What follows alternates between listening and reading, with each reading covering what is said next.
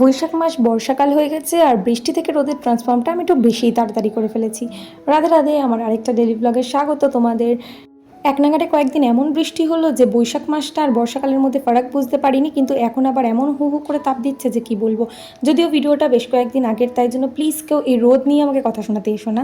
আমি যাচ্ছি সকালবেলা ঘুম থেকে উঠে পড়াতে, আর তখন ওয়েদারটা ভালোই মেঘলা ছিল আর আকাশটা পুরো জলে ভেজা। বৃষ্টি হলে বাঙালির মন তো খিচুড়িই চাই, আর স্টুডেন্টের বাড়িতে গিয়ে খিচুড়ি আর বেগুনি খেয়েছি। মানে সত্যি আমার দিনগুলো কী ভালো কাটে। এই বাড়িতে গেলে আমি এত টেস্টি টেস্টি খাবার দাবার খাই। পেট পুজো করে বাড়িতে এসে আবার চলে যাচ্ছি পড়াতে। আর এই লাস্ট ট্রিপটা দিয়ে আসার পর আমার মুখে কী লেভেলের যে ট্যান পড়েছে কী যে আর বলি। সানস্ক্রিন মেখে মেখে মনে হয় সূর্যের কাছে নিজেকে তা দিচ্ছিলাম যাতে সূর্যি মামা একটু বেশি করে কালো করে দেয়। আর লাস্ট ট্রিপের ভিডিওগুলো তোমাদের সাথে অনেক তাড়াতাড়ি শেয়ার করবো, যদিও তোমরা অনেক ছবি দেখেই নিয়েছো।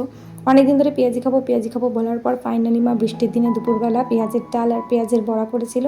মা করেছিল বলা ভুল হবে, কারণ ভেজেছি আমি। তারপরে বিকালবেলা মায়ের সাথে একটু ঘুরু যাচ্ছিলাম, মাকে বলেছি একটু ক্যাটমারও ভিডিও বানাচ্ছি, আর মা ভেবেছে ছবি তোলা হচ্ছে, তাই এসে দাঁড়িয়ে পড়েছে আর নিজের কাজে নিজে একটু হাসছে। আর সন্ধেবেলা আমার স্পেশাল মানুষটা একটু পিৎজা খেতে চেয়েছিল, তাই বাড়িতেই তাকে পিৎজা বানিয়ে খাইয়ে দিয়েছি। রাত্রেবেলা মাকে একটু রুটি করতে হেল্প করছিলাম। এভাবেই একটা সুন্দর দিন শেষ হলো। দেখা হচ্ছে পরে মিনি ব্লগে। টাটা।